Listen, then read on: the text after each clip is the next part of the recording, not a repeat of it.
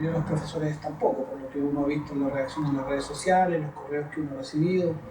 Hubo una reacción inmediata del profesorado, más bien de molestia, porque en realidad la carta primero no es muy genérica, es muy general, es muy conceptos muy ambiguos, no precisos respecto a lo que nosotros estamos demandando. Nosotros tenemos una demanda muy concreta que es el acuerdo de Asamblea Nacional, que es que nosotros pedimos el retiro del proyecto. Y esto no es algo antojadizo, nosotros pedimos el retiro del proyecto porque creemos que un proyecto que no tiene el acuerdo de los directos destinatarios, que somos los profesores, 97% rechazó en una consulta, que no tiene el acuerdo de los parlamentarios, que no tiene el acuerdo del mundo académico, que al final el único que lo está defendiendo es el propio ministro de Educación y un par de asesores, y que por lo tanto es un mal proyecto, hay como un cierto consenso que ese es un mal proyecto.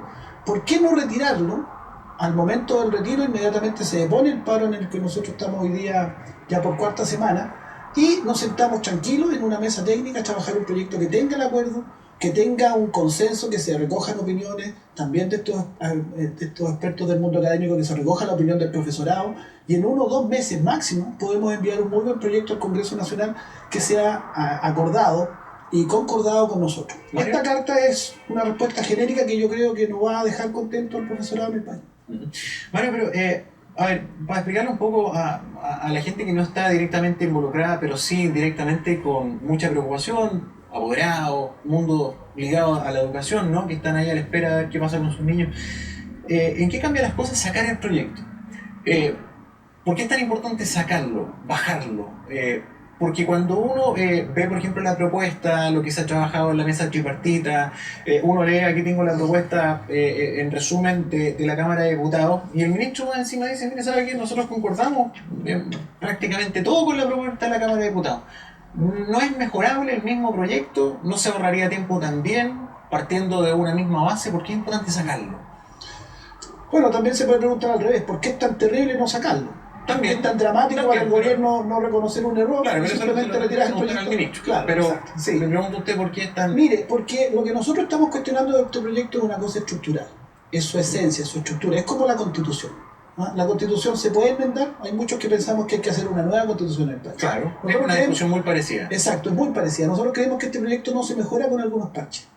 Porque estructuralmente todo este concepto de la certificación y a partir de lo cual se estructura todo el encasillamiento, el proyecto, todo el diseño de carrera docente a partir del concepto de certificación, un concepto que proviene del mundo empresarial, ajeno a la pedagogía, que enriela el carril del trabajo docente únicamente a una concepción educativa que es la educación por competencia, que también proviene del mundo empresarial y que es la concepción educativa que le ha hecho mucho daño a la educación chilena. Si la educación chilena hoy es reconocida en el mundo entero como una de las más mercantilizadas, la propia OCDE, organismo pro mercado, cada vez que ha hecho informes ha sido muy consistente de decir que las políticas de mercado en la educación chilena le han producido mucho daño, son exageradas. La gran piedra de tope es la certificación. La gran piedra de tope es la certificación. Pero a partir de ahí se origina todo. Pero podría arreglar el tema de la certificación con, no sé, la discusión de la ley, con indicaciones. Es que, a ver, si diferenciemos. Los parlamentarios tienen la facultad de hacer indicaciones simples, pero las indicaciones simples que ellos tienen como facultad se remiten a aspectos secundarios,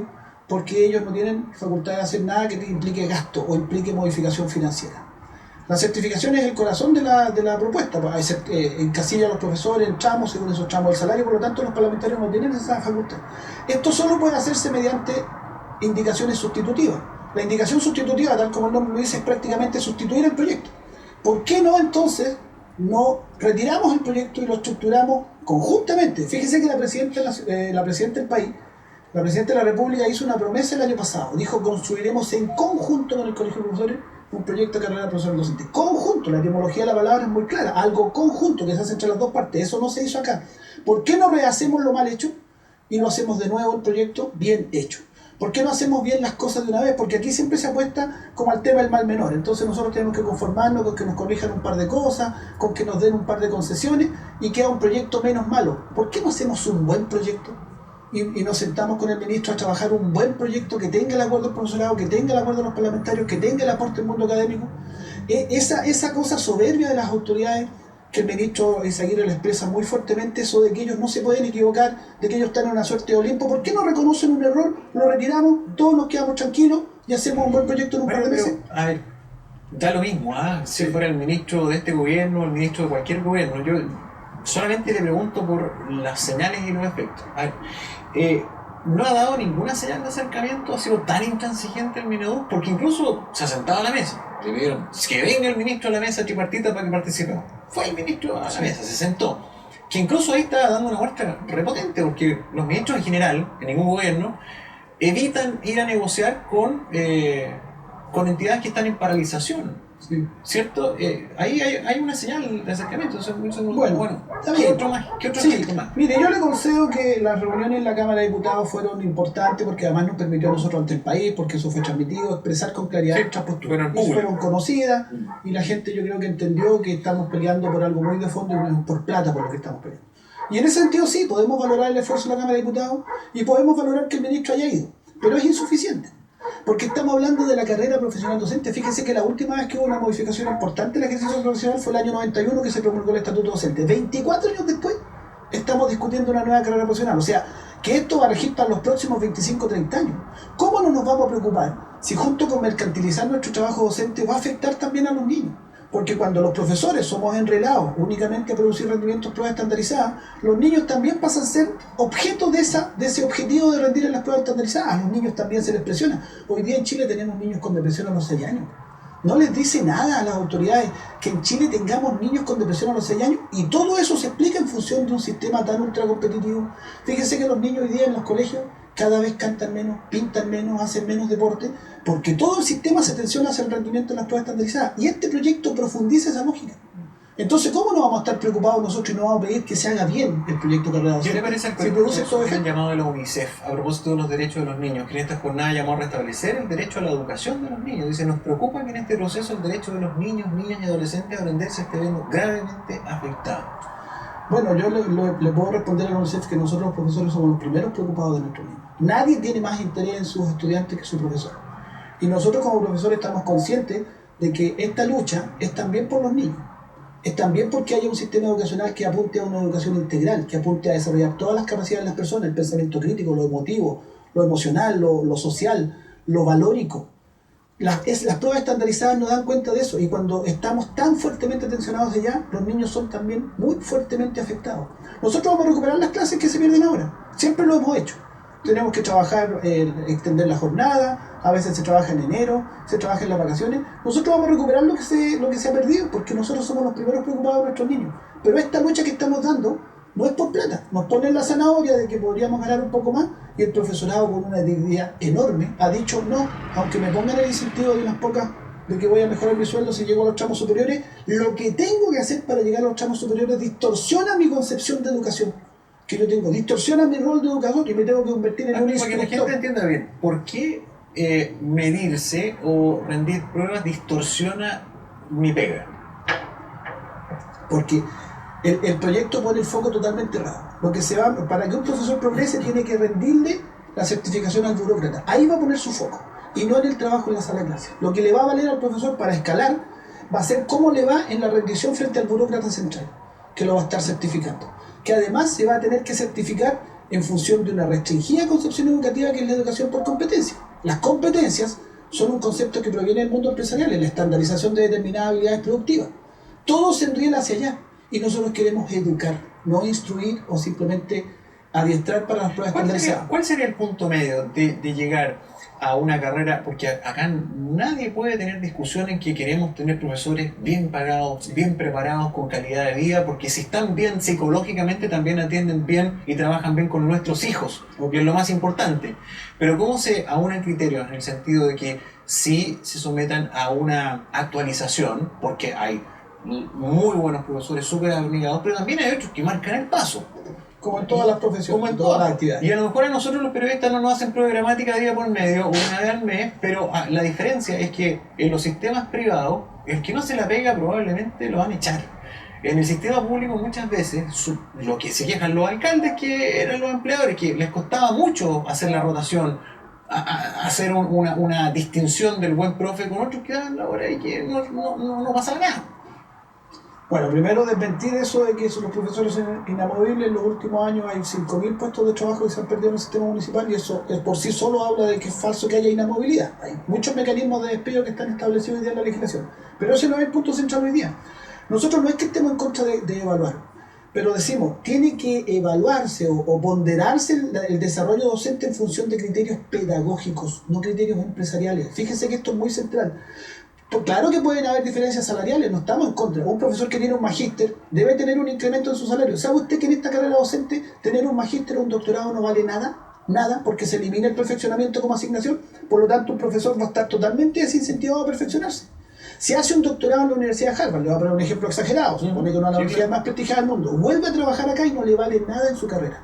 Entonces nosotros decimos, establecer un sistema que pondere el desarrollo académico del docente, pondere sus horas de perfeccionamiento, pondere su experiencia, pondere las responsabilidades. Ser profesor jefe de curso o jefe de departamento tiene una responsabilidad y por lo tanto debe tener un incremento salarial. Pondere aportes, que el profesor haga investigaciones, trabajo con sus colegas, trabajo comunitario como ser asesor de centro de alumnos, asesor de centro de padres, y una ponderación de esos distintos otros temas que hoy día no están contemplados en la carrera docente propiamente tal, como por ejemplo las condiciones, ¿no? La cantidad de alumnos por curso. Por supuesto. Eso también en un potencial nuevo proyecto que estuviera todo en el mismo paquete. Por supuesto, nosotros tenemos que tener una... Por eso usted me confirma con su pregunta la necesidad de retirar el proyecto. O sea, porque trabajar... Sí, yo entiendo, pero le sigo su lógica en donde usted está diciendo cómo desarrollamos algo integral. Bueno, ¿por qué no retirar el proyecto y hacemos un nuevo proyecto? Si hay insumos, la OPECH, la Universidad de Chile han hecho muchos aportes muy interesantes respecto a cómo debería ser una carrera docente. Nosotros mismos como colegio de profesores tenemos una propuesta. Podemos recoger la experiencia de los profesores de aula en jornadas de trabajo. Entonces podemos hacer un nuevo proyecto que incorpore todo esto que le digo. Mario, ¿y cuánto pesará políticamente el paso que le están pidiendo al ministro? Me explico. A ver, tenemos varios frentes de prioridades. Hoy día se habla de las prioridades que tiene que tener el gobierno, una agenda apretada con un escenario económico que ha cambiado, ¿verdad? ¿Cuáles son las prioridades? Bueno, educación, salud. En salud, por primera vez, los médicos están también ahí estudiando la posibilidad de una paralización. Sí. ¿No pesará mucho también ese efecto político de, a ver, si damos el brazo torcer al 100, bueno, con justa razón van a venir los doctores, van a venir esto, a pedirnos exactamente lo mismo? ¿No será eso lo que está frenando en el fondo? Es muy probable que ellos estén pensando así, pero mire, yo le voy a presentar las cosas de otro modo. El gobierno está muy desacreditado hoy día. Ha perdido mucha popularidad y mucho apoyo ciudadano. Tal vez porque la gente ha sentido que se ha alejado de la ciudadanía. La vieja política señala que un ministro jamás se puede equivocar y jamás va a reconocer un error, y una autoridad en general siempre va a presentarse como infalible.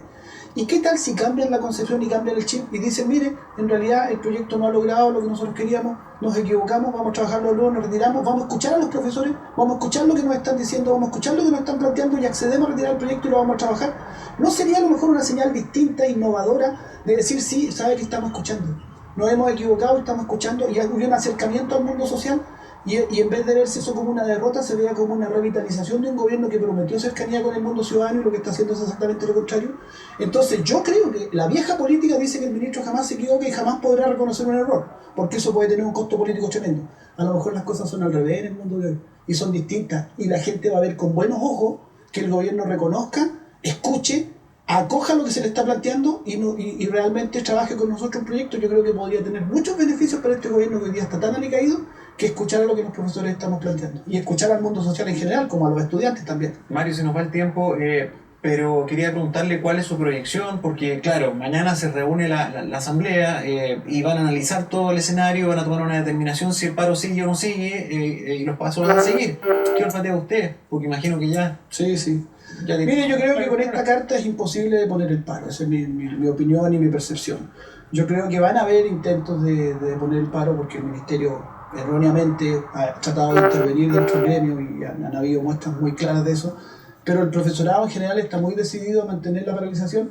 Y nosotros decíamos incluso, bueno, si hubiera una propuesta del gobierno, consultemos a los profesores qué opinan de esa propuesta. Pero esto no es una propuesta, esta es la carta del ministro, es una vaguedad, una serie de generalidades, un compromiso más bien con los parlamentarios que con el gremio, y por lo tanto yo creo, en mi percepción, que la Asamblea no va a aprobar esta carta como una respuesta formal satisfactoria, y esto yo creo incluso que no da ni siquiera para consultarlo a las bases. Yo creo que la decisión de mañana, por lo menos lo que nosotros vamos a proponer, es que el paro nacional indefinido debe mantenerse y que debemos mantener la exigencia y la solicitud, que no es con el ánimo de doblarle la mano a nadie ni derrotar a nadie, sino que creemos que lo mejor para el país es que el proyecto se retire, lo mejor para la educación chilena es que el proyecto se retire y lo volvamos a conversar tranquilamente, y en 2 meses más tengamos un proyecto de acuerdo a todo.